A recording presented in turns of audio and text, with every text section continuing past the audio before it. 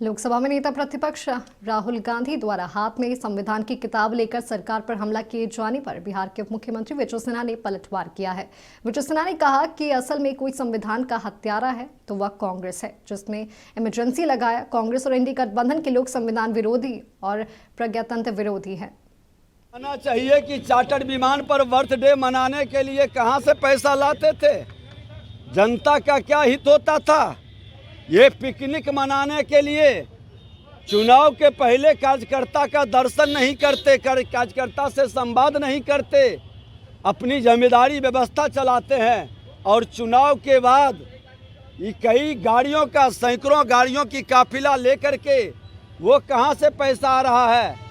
ये तो सरकार में है, जनता से संवाद करेंगे, जनता के हित में काम करेंगे। और मुख्यमंत्री हैं, उप मुख्यमंत्री हो या मंत्री हो, ये जनता के हित में काम करने, विभागीय काम करने, लोगों से मिलने जाते हैं। लेकिन नेता प्रतिपक्ष संवैधानिक पद की गरिमा गिराते हुए इस तरह की बयान देने के पहले अपने आप में झांकना चाहिए और सुधारना चाहिए।